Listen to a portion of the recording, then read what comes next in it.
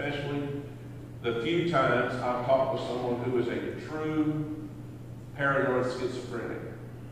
And I guess maybe 3 times in my life I've met someone with full-blown paranoid schizophrenia. And the closest I've ever come to believing demon possession today is being around paranoid schizophrenia.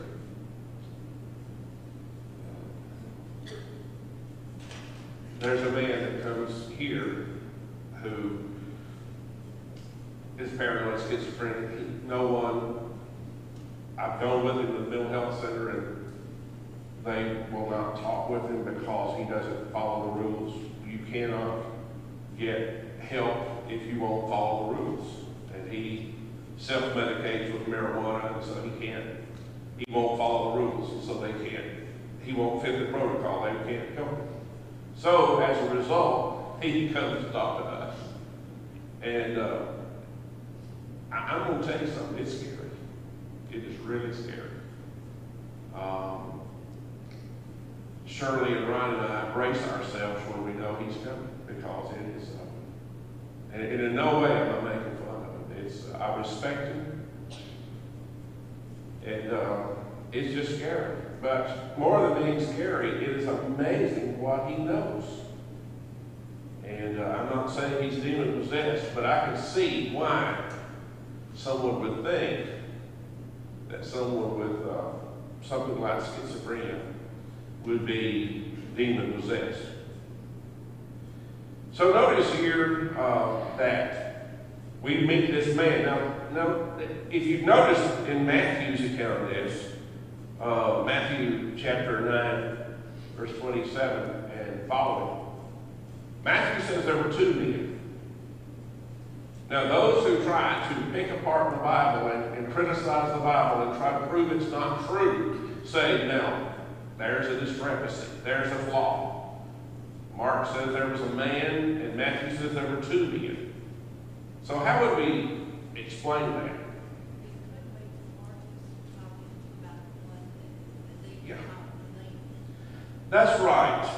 Evidently, Matthew mentions 2 because there were 2. But Mark just highlights one of them. Let's say that you were mistreated or accosted or robbed by someone. Let's say you were in the parking garage at UAB and you're robbed.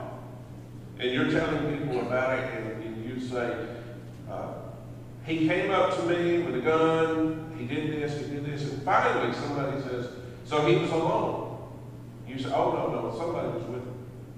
And then you go back to talking about him. Why are you talking about that one? Because he was the one that did something. The other one was just there for the ride. He was just happened to be an accomplice, but he was not part of the robbery. Now, let's go back to here and notice verse 4. We see that he had broken fetters and chains, and he just pulled chains apart, broken fetters into pieces. What are fetters? Shackles. He's broken shackles off. Now, I'll tell you what, when I'm up around the courthouse and they bring folks in shackles, I don't know how anybody could break those off because they're sturdy. But this man had superhuman strength, and was able to bust the shackles and to pull chains apart. But look at verse 5. Always night and day, he was in the mountains, in the tombs, crying and cutting himself with stones. First of all, let's talk about him. What would that indicate? Yeah, he had to find some way of helping himself, and more than likely he must have been in torments and in pain. Now, think about the neighbors. Now, often the tombs will be, like a lot of our cemeteries, away from the general public. But if he's screaming out at night, I can imagine the people hearing him. They didn't even have windows like we have. They didn't have lattice. If they had a window at all, it'd be just like a lattice over the opening. So I grew up in the country. I grew up before we had air conditioning. In fact, I never had air conditioning at home. And I went away to college. My roommate froze me to death because I never had air conditioning. But if you didn't have air conditioning and you raised your windows and you lived in the country, you'd hear bobcats crying at night. You'd hear, and it scared me. I'll be honest with you. And so imagine growing up and hearing this demon-possessed man screaming during the night. That would take some getting used to. So I think that this man is in torments and he needs some help. Any comment before we go and read verses 7 through 13?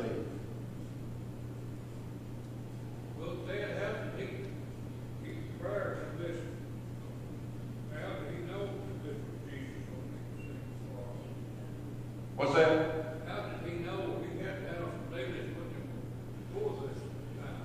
Well, some way, the demons always knew who Jesus was. And I don't know how they did it. But the demons, of course, were possessed by the devil, and the devil always knew who Jesus was. And, often Jesus will tell them, don't tell him, hush, don't tell him. But they would always identify who Jesus was. I don't know how they knew it, but that's a great question. He recognized him afar off. He did. He recognized him afar off. So it had to be more than just eyesight. It had to be some type of internal perception. Yeah, some way the devil gave him that information. I agree. But Brother Bobby, that's a good question, but I don't know the answer. But Sister Joyce says, some way the devil gave him that information, and I believe that's right. Well, the conversation in 6, 7, and 8 is between Jesus and the demon, not Jesus and the possessed man. We Right. read the pronouns and follow it backwards. Jesus is talking to spirits who recognize spiritual Jesus. That's right. That's a good point. Gene makes, he says, what I tend to do when I read this is I put those two people together. But see, there's a man and then there's demons. And they're two different personalities. So the man may not have recognized Jesus, but the demons inside of him recognize Jesus. That's a very valid point.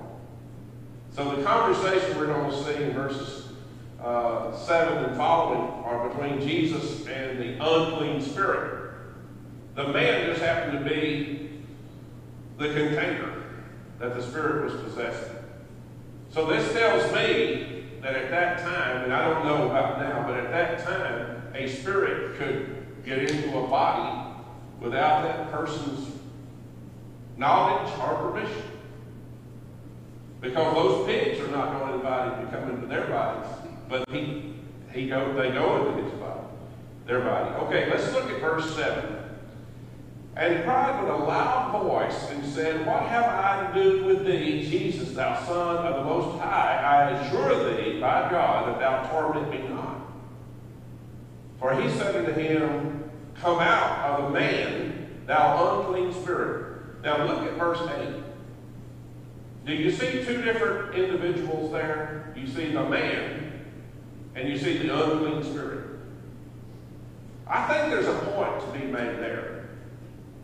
We don't need to identify people with their problem, with their ailment, with their sickness. Summer before last, there was this little girl at Maywood Christian Camp the first week. And she would come and sit beside me, and her and her little friend, two little girls, would come and sit beside me every time. And I was like, well, it's nice to see you, and I learned her name, and I'd say, are you having fun? And so finally one day she said to me, I am ADD, attention deficit disorder. See what had happened? Instead of it being her problem out here, she said, I am. So she had accepted that label as her identity. And I thought that's so sad. And so I had some training in that, and so I just talked about, there's a difference in you and the disease, the problem. And I said, what kind of medicine do you take? Because I didn't know if it was Adderall or what it was that she would be taking. I kind of knew the medicines for ADD. And she said, it's ADD medicine. That's all I know. Yeah, I think we do have the possession of the devil, because when you have a person who don't believe in God and he's an atheist, says there's no God, the devil is controlling that body, and Yep. controlling that person. And in effect, we could have that happen today.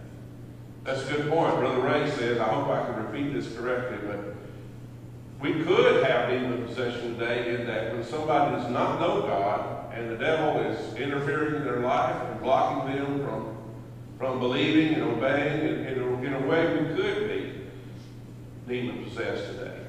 That's a good point. He knew who Jesus was. He was the Son of the Most High God. Yeah. And he think in his mind that Jesus, God, was causing him to have this, because he said, what do you have to do with me? Right. Brother Paul says, he did know, the spirit, the demon, did know that Jesus is the Son of the Most High God. And did he think that Jesus was there that Jesus caused it, that God caused it? I think the spirit that was in this man knew that he was of the devil. His fear here is that Jesus is going to torment him. Now, look at what he says here. In verse 9, he asked, what is thy name? And he answered, saying, my name is Legion, for we are many. What does that mean? We are many. Yeah, there's a bunch of evil spirits, not just one. Have you noticed that a lot of times we don't just have one ailment? We have a lot. The other day I was talking to Annette Stidham, who's been very sick, still sick. And she said that Dr. Romero had given her 26 different diagnoses. He said there are 26 different things wrong. That's the reason you're struggling. 26 different tests that had proven there was something wrong. Well, I'm not saying she's demon possessed, but my point is there are a lot of ailments, and this was not just one evil spirit. This was a legion of evil spirits. So notice verse 10. And he besought him much that he would not send him away out of the country. Now, do any of you have anything, a note there in verse 10, out of the country? Do you have something different? What's that? Out of the area? Some distant place? Some translations would talk there about the abyss, a different place. What would the abyss be? The bottomless pit. Don't torment me by sending me to another country. Don't send me away. From what I understand, we'll go ahead and read the rest of this and down through verse 13 and come back and talk about it. Now there was nigh unto the mountains a great herd of swine feeding, and all the devils besought him, saying, send us out of the swine, that we may enter into them. And forthwith Jesus gave them leave, and the unclean spirits went out and entered into the swine, and the herd ran violently down the steep place into the sea. There were about 2,000, and they were choked in the sea. They drowned. All right, let's go back. From what I've studied about demons, they had to possess a body. They couldn't just float through the air. If they didn't possess a body, they had to go back to hell. So they didn't. Even the demons didn't want to go back to hell. Let's make that point. Hell is so horrible that even the demons didn't want to go back there. And so their alternative, rather than they couldn't jump into Jesus. And they couldn't stay in this man because Jesus had told them to come out. So the only living beings there were this herd of swine. Now, if it's a herd of swine, what does that tell you about this territory? It's Gentile territory because Jews would not keep swine. Why wouldn't they keep swine? Pigs. Why wouldn't you? I'm sorry. Oh yeah, they're unclean, not because they wallow in the mud, but because of their Jewish law. They were religiously unclean. You couldn't eat that meat. And so, now, why did Jesus, I don't know the answer to this, and I don't know if we'll ever know. So I'm asking you to speculate. Why would Jesus allow them to go into the herd of swine when the 2,000 pigs are going to drown? That was a lot of pigs to lose. Well, I think it was to confirm the word. I do too. I think it was to confirm the word. Well, it was also a way of form of compassion for them because he knew they didn't want to go to hell or the abyss. Yeah. And this way, they could render something less Yeah. productive. But it makes me wonder, when these pigs drowned, where did the demons go? Didn't they had to go back to the abyss? No, because they stayed within the animal died, so they died. Okay. You know, this man communicated by so did the demon. Oh, that's right. Both the man and the demons both communicated with Christ. But I'll be making a mistake if I put them together and say they're the same. It was the man and the demons, and they both speak to Jesus. There's not an airtight case to be made that the man had communicated at this point. No. He's going to communicate after this. Yeah. I'm not sure the man could communicate Yeah. by himself. What's that? Yeah, I think the man was screaming and hollering and crying out. I'm not sure he was capable of saying anything else. He was in torment. He was in pain. Yeah, but after they went out, then he's able to start talking. So let's look at verse 14 through 20. When they that fed the swine went and told in the city and the country, they went out to see what it was that was done. Here would be the confirmation of the miracle, confirmation of the word. And they come to Jesus and see him that was possessed with the devil and had the legion sitting and clothed and in his right mind. And they were afraid. And they that saw it told how it befell to him that he was possessed with the devil. And also concerning the swine, they began to pray him to depart out of their coast. When he was come into the ship, he that had been possessed with the devil prayed him, saying that he might be with him. Howbeit Jesus suffered him not, but said unto him, Go home to thy friends, and tell them how great things the Lord hath done for thee, and hath compassion on thee. And he departed, began to publish in Decapolis how great things Jesus had done for him, and all men did marvel. Okay, now, first of all, notice here in verse 15. Now we're seeing the man without the devils, without the demons. And what's the difference? He's a human being. Yeah, he's back to being a human being. And notice he's clothed. I heard a sermon when I was a child by a visiting preacher. See, growing up, we didn't have a regular preacher for a while. We had to just... So, gospel meeting for big things, because we heard preaching once a year. And the rest of the time, we just had somebody read Scripture. But this preacher said, well, you see, when you get in your right mind, you put clothes on. Maybe that was a good point. But notice that it says here, and in his right mind. What does that tell you? That while the demons were there, what was going on with him? Yeah, he was demon possessed. Might say crazy. The other choice is your right mind is out of your mind. Yes, right. Opposite of right mind is out of your mind. So, now why would the people beg, pray that Jesus would leave? I will tell you, Dale Jenkins told me one time, I think it was when he lived here, maybe it was when he was at EVA, that a man that on the chicken house, big chicken house, his chicken house burned. And Dale said, I had never been around that before, but I went in and helped him pick up 70,000 dead chickens. Now, that's always gross to me, but, you know, it's a 70,000 chickens, losing 70,000 chickens would be a big loss.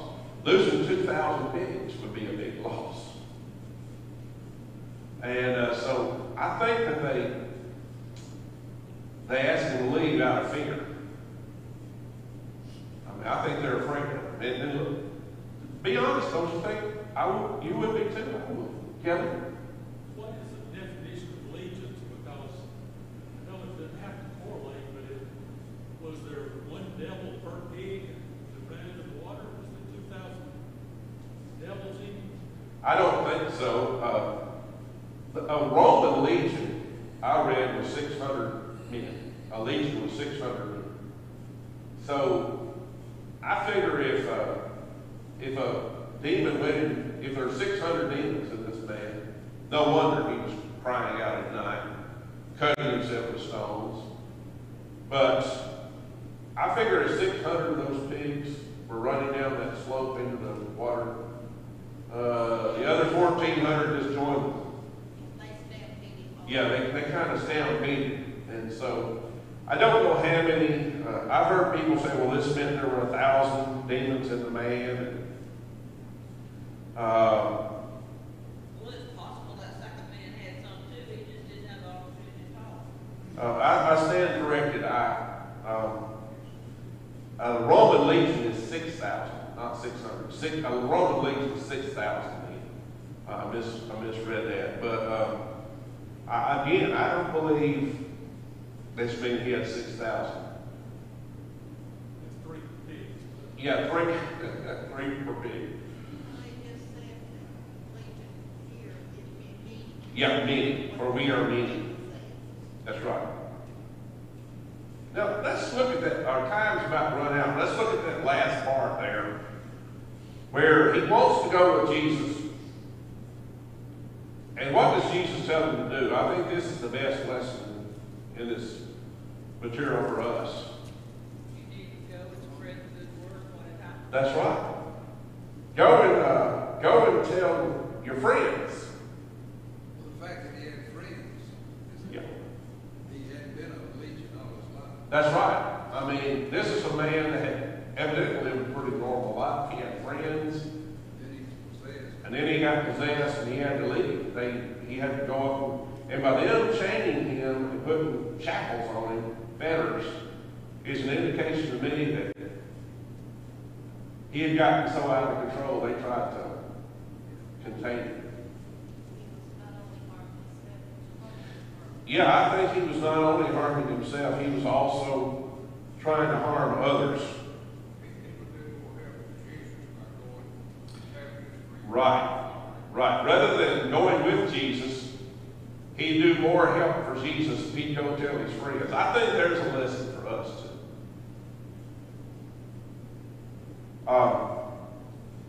What comments do you have? What lessons, other than the ones we've mentioned, what lessons can we learn from this?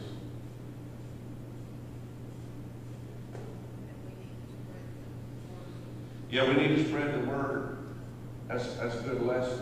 One thing is we need to keep our conscience clean. Yeah, keep our conscience clean. That's good. Another thing, don't you think the townspeople, I mean, this is more than likely his town. Don't you think they ought to be celebrating that he's well? But what are they torn up about?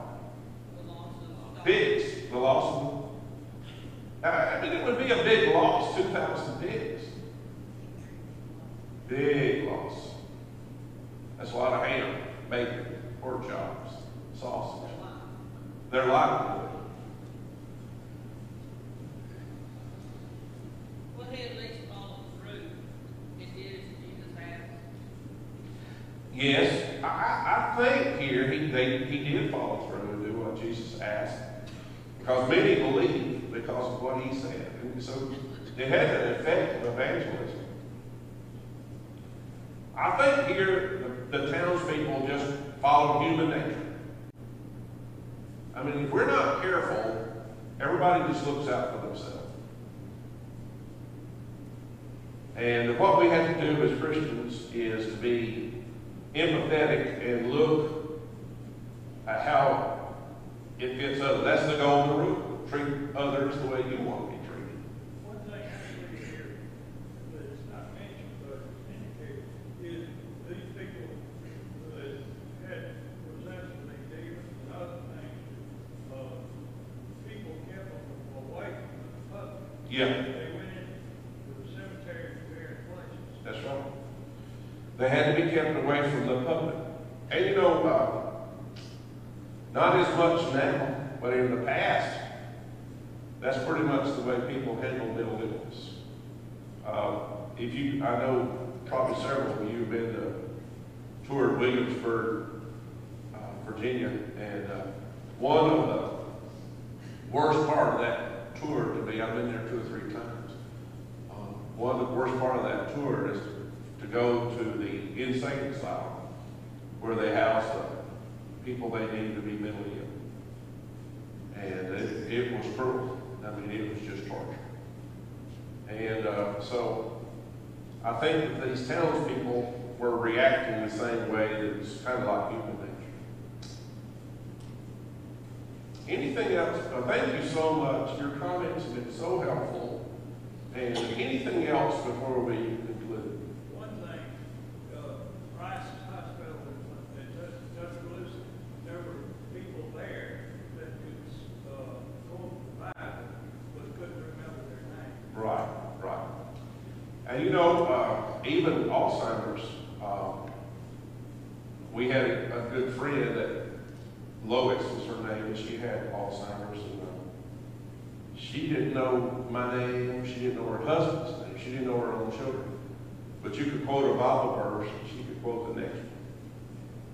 And you could sing a song, and she could finish it. You know, if it was like Trust and Obey or Rock of Ages, something she'd known all her life, she could finish it. So, you know, the part of her mind was disease, but part of her memory was just as vivid and more vivid than mine. Well, back to the part where you said that, you know, Mark's version and Matthew's version, that's where people get that it's the Bible inaccurate. Right. Well, it's just like you telling a story, and you tell the same one, but in my line of thinking. Right.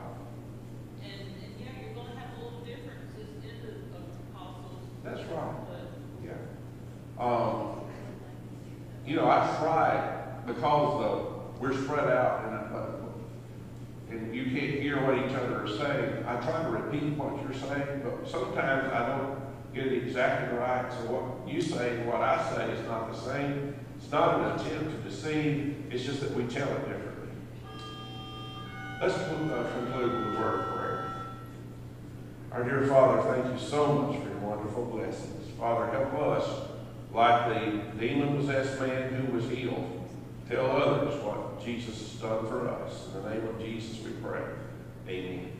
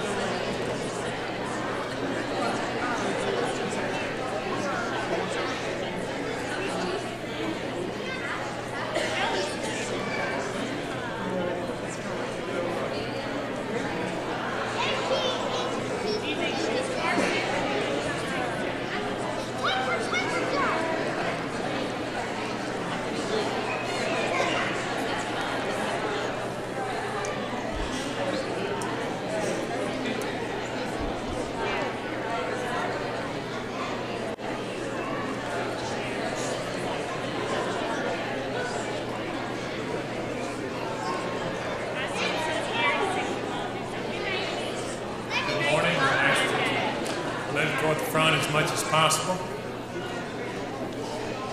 Try to get started with our song service or get started with our worship service.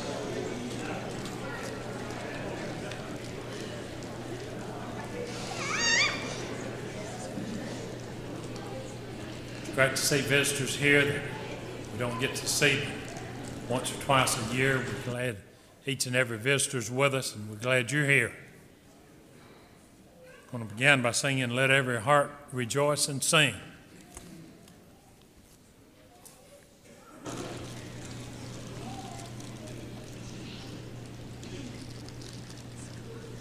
So many things to rejoice about here on the 23rd of December. Let's stand for this song. Let